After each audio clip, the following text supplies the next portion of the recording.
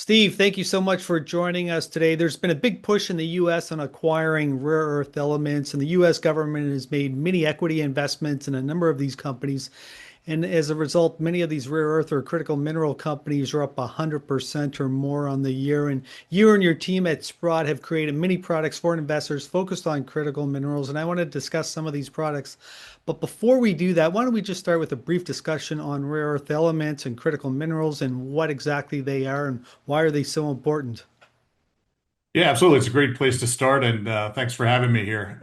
Critical materials is a term that's used pretty much by governments, and it's really picked up a lot throughout the industry. And basically, critical materials have several different categories they could fall into, but predominantly it's those materials typically tend to be metals that governments are viewing as vital to whether it's energy security, national security.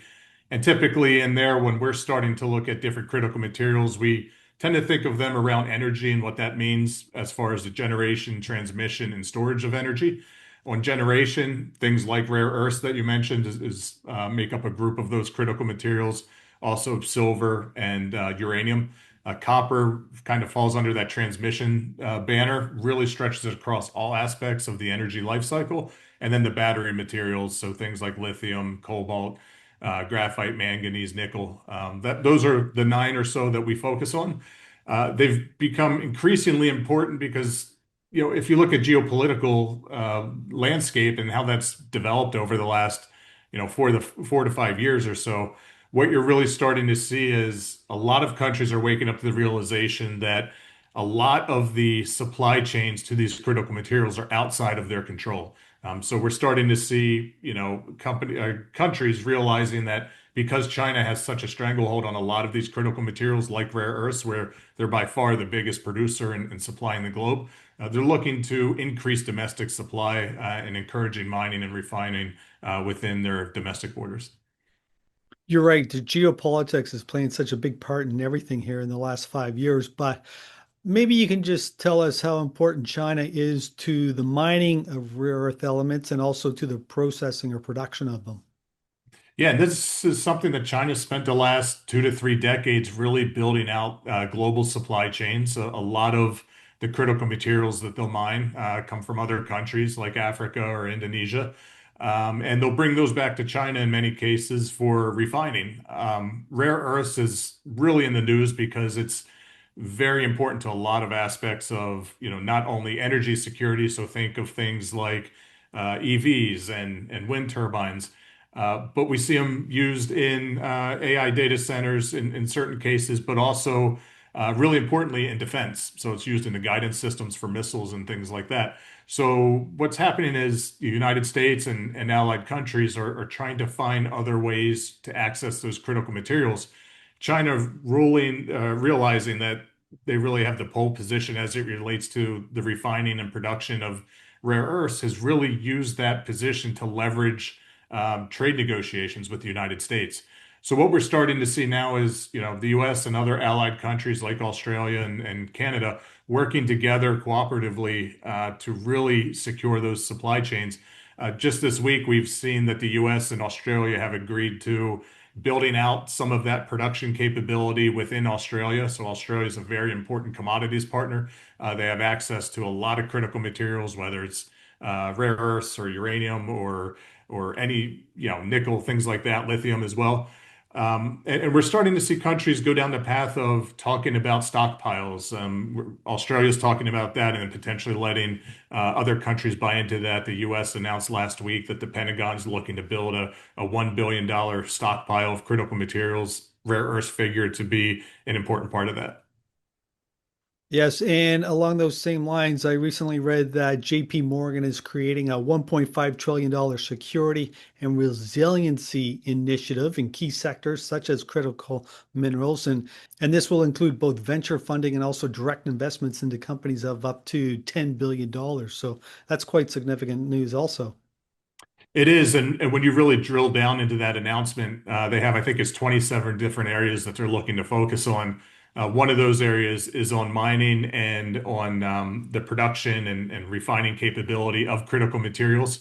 They look at these and say, if we're looking from the United States perspective, what are those aspects of the economy that are important to maintain a strong economy.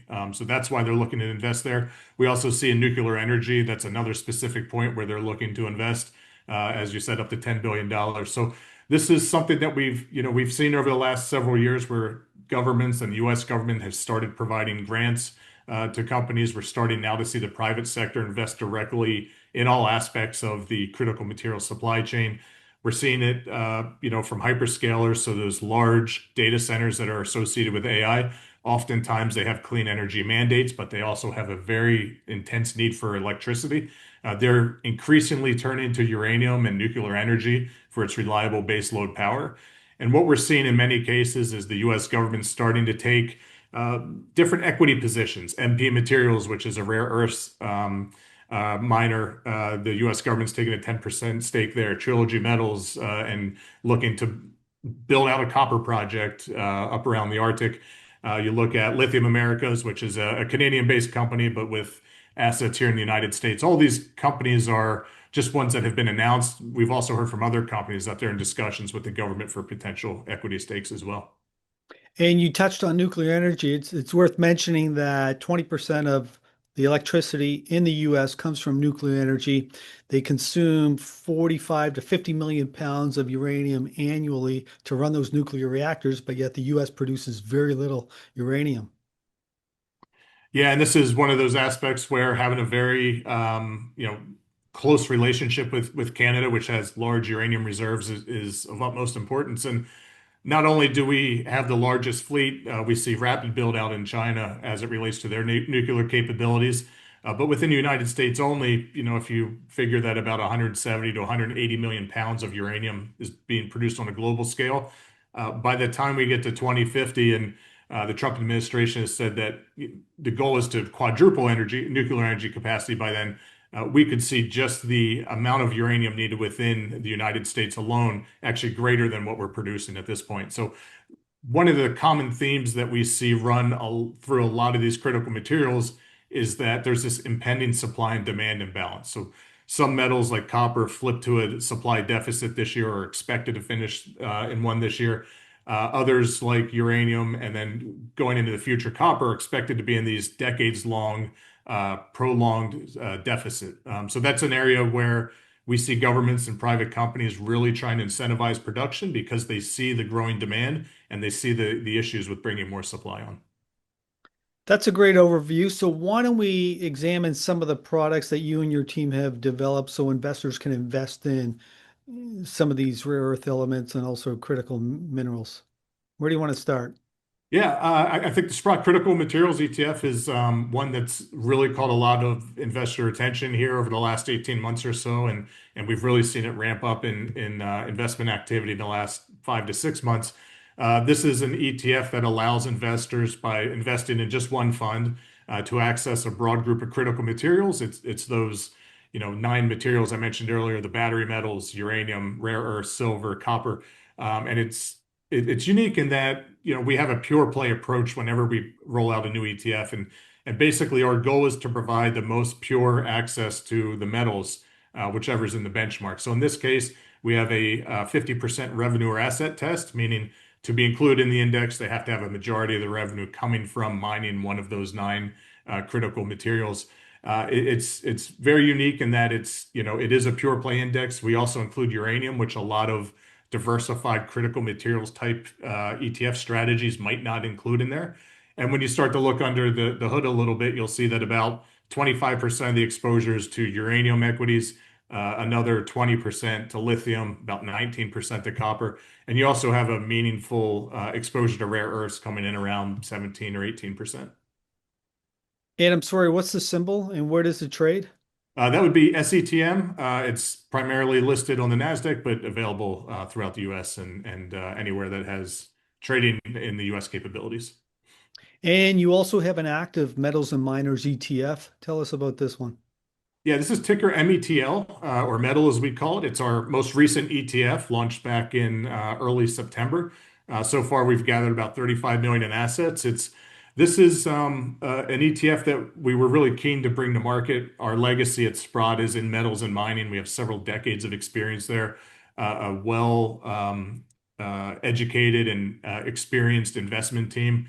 And what we're able to do is rely on that experience and bring out an ETF that really allows that investment team to take an active approach to not only critical materials, but other metals as well that we view to be important to infrastructure build out and growing out the economy, whether it's through electrification or as we see in developing nations as they're looking to modernize their economy. So not only does it provide exposure to critical materials, there are other exposures to metals like steel, platinum, palladium. They also have a broader mandate to invest in aluminum, zinc, gold, and iron ore.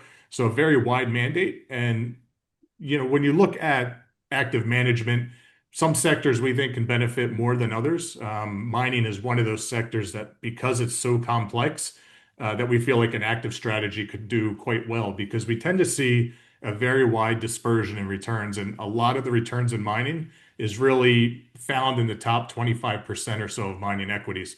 So we think that by going through our process where our investment team conducts over 200 management team meetings a year, they're visiting up to 30 mine sites each year, really gives them the knowledge and insight that you might not get through traditional financial analysis and allows them to look for those outperforming companies. No, I'm glad you brought that up because I often wonder, and this is a discussion we hear quite often, whether or not active money managers can beat passive products, but you're saying they can. Yeah, in a sector like mining, it makes a lot of sense. And that dispersion in returns, if we're to look at the top performer versus the bottom performer within the category over the last 5 years, that's averaged about over 600% actually each year.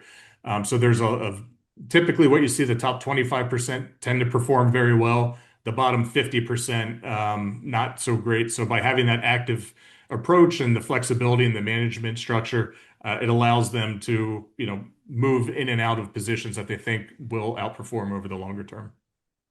Steve, one of the themes you touched on earlier is electrification, and in order to build out these grids, et cetera, we need lots of copper. And even in a typical traditional car, you're looking at 50 pounds of copper versus a hybrid, which is 80 pounds of copper. An EV, depending on the size, can use 150 pounds of copper or more. What products do you have focused on investing in copper? Yeah, so SCTM has that 20% allocation to copper, but we do have for investors that want a more targeted approach. We have the Sprott Copper Miners ETF, ticker COPP, and we also have a junior version, COPJ. Both of these strategies are pure play. If we look at COPP, this is going to give you that all cap exposure, and it also has about a 5% allocation to physical copper. So if you look at the copper mining landscape and the strategies that are available, it's the only pure play all cap copper ETF, and it's the only ETF to offer physical copper within the holdings. Pure play becomes very important when you start to look at an industry like copper. If you were to look at the 10 largest producers, you would see that only three are either publicly traded or predominantly copper miners. So that means that, other strategies that might have an approach of, investing in the largest copper producers or companies that have a significant portion of their revenue coming from copper, we're targeting specifically on those copper producers with the hopes of providing less unintended exposures. Our COPJ, our junior copper miners version, is also a pure play strategy. There's not a physical component to that, and it's the only junior copper mining ETF available to U.S. investors. And this is a way for investors to invest more in those development and exploration type companies. And once again, when it comes to copper, we've had many bottlenecks this year. We've Freeport, which is the world's largest copper producer, they had to shut down one of their mines over in Indonesia. Is it still shut down? Yeah, so that's the Grasberg mine. They had a massive landslide or mudslide earlier this year. They don't expect to be back to full capacity for production until 2027. It really not only sent a lot of mud into the actual mine itself, but damaged a lot of the infrastructure. So it's the second largest copper mine in the world. And when you look at that and some of the other major disruptions we've had, so far this year, we've seen about a 5% reduction or disruption rather, in copper producers. This is something that we tend to see year on year. Uh, lot of the large mines have been impacted this year. We've had civil unrest that have closed some other mines. So copper's unique in that not only does it have that favorable supply and demand outlook for investors, we're seeing investments start to come in with some mergers and acquisitions that are happening specifically on the basis of larger, maybe more diversified miners targeting pure play copper producers or just the copper assets. Lets you believe see how important that's being viewed within the industry. Also, what we tend to have with copper mining is that a lot of the easy to get to material has largely been mined out, and we see declining ore grades. This makes it much more difficult to ramp up production. We're not seeing large discoveries like we have in the past. Over the last decade or so, we've only seen out of the 250 or so discoveries, only about 14 of those would be classified as major discoveries. So a lot of disruption in the industry, issues bringing on new mines, and we're starting to see investment come into that space, whether it be from governments or private companies. Steve, one other metal I want to ask about is lithium. 2 or 3 years ago, lithium was just ripping to the upside. It was up huge. And then all of a sudden, I'm not too sure what it was, but it just cratered. And all the mining stocks associated with lithium also pulled back significantly. EV stocks also pulled back significantly. But maybe you can just touch on what's happening with lithium, and have we found a level where we're starting to consolidate now? Is this sector that investors should be looking at, and what products do you have for investors? Yeah, those are all great questions. And the lithium industry, I think, is kind of the poster child for the influence that China is able to have as it relates to the critical material supply chain. They're by far the leader in the production and refining of battery grade lithium. Very important for not only storage, but also EVs, as you mentioned. When you start looking at kind of the underlying market dynamics, what's happened there is as the price of lithium came down, that is making it much more difficult for some miners to invest in mines, right? And increase production as we see falling prices. We need a higher incentive price. Because of that, we've started to see, and I mentioned Lithium Americas as a company that the U.S. government has taken a stake in. That's to keep a mine in Nevada on track to begin producing lithium. We've actually seen the U.S. Treasury Secretary come out and mention that the administration plans to set some price floors for some of the strategic industries. Presumably, that would include critical materials and not just semiconductors. So we do see from the government standpoint, equity stakes happening in companies. There's the potential for some sort of price floor, which will give some stability to these mining companies and hopefully crowd in investment. But what we're also seeing is, in the United States, we tend to be a little bit different and isolated, excuse me, isolated from what's happening in the rest of the world. EV adoption continues to move on, quite nicely at a good pace through much of the world, even as, the headlines in the US might have you believe that, EVs aren't being adopted quite as much. We're not the major player in that market. That's China. We see the European Union, many countries there have actually gone predominantly electric in their new vehicle sales. So a lot of these factors are coming to play. I think the short story is you had an oversupply of lithium in the near term that crowded out investment. We saw prices come down. I think we're at a point now where we're starting to see not only individual companies, but governments understand the value in lithium and the supply chain around batteries. That's starting to bring investment back to the table. And, we're still have a favorable opinion on lithium moving forward. And Steve, what products does Sprott have for investors so they can focus in on lithium? Yeah, so the Sprott Lithium Miners ETF, LITP is the ticker, also listed on NASDAQ. That's going to be a pure play lithium miners ETF. That's the first way and most pure way out of our lineup. Also in SETM, there's about a 20% allocation to lithium. But we find for investors that want to see that targeted approach and maybe overweight their exposure to lithium, LITP tends to be where they go. We do see that lithium, unlike what we're seeing with maybe some of the other metals, tends to be very news driven. So we tend to see these larger pops when there's positive news for the industry. But as with a lot of the critical materials, we would tell investors to expect some volatility as we're going through a structural shift in the global economy. I was in London recently and I saw a lot of those Chinese produced EVs, the BYD, Mhm. beautiful cars. Yeah, and that's one thing I think that gets lost within the U.S. We are so geographically dispersed across the continent. Once you start going to China and many parts of Europe, it's very much urban, right? So EVs tend to be a much easier mode of transportation. While we still have, it might not be quite as practical in the U.S. What we think that we're going to see in the United States is a little bit different path. Instead of going from gas-powered cars straight to EVs, we expect to see hybrid continue to see some advances in acceptance, whether that's plug-in hybrid or other types of hybrid vehicles. And with that, you do still need some pretty significant battery capabilities. We do still see a demand for lithium coming from hybrid. Not quite as much as EVs, but still positive for the demand picture. Yeah, I recently took out a Honda Civic. I think it was a hybrid. Beautiful car. My Yeah, kids didn't like it though. they're really technology forward, right? And when you start looking at EVs, it's not just only about the lithium in the battery or even in hybrids, but you also have all the increased copper because of a lot of the electronics that you tend to see in EVs. They tend to be very clean looking and technology heavy. So we also see the rare earths in EVs. It's used in the magnets within the motor. So all those components are very much necessary for increasing our EV production.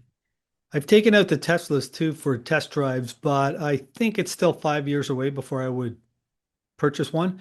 And I live in Toronto, so these batteries don't perform too well in cold weather. I'm told they lose 20 to 30% of their charge in cold weather. So once they improve the battery chemistries, maybe I will think about it on a more serious note. But even the infrastructure, we still don't have the infrastructure here. Like I can drive to Montreal, which is 6 hours away, no problem, or probably down to Buffalo or Detroit, but if I have to go somewhere further, it becomes an issue because we just don't have the infrastructure here in Canada. Yeah, and that infrastructure build out as it relates to EVs is one of those aspects that we think really feeds into the demand for critical materials. You start to think about copper needing to, as you're setting up these charging stations, it's the second most conductible metal behind silver, which is far more expensive.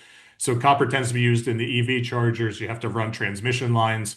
You need infrastructure that tends to require lots of steel, which would be, one of the reasons why we see investors taking a look at METL because it does have that steel exposure. It does have the ability to invest in aluminum and some of those other infrastructure type metals as well.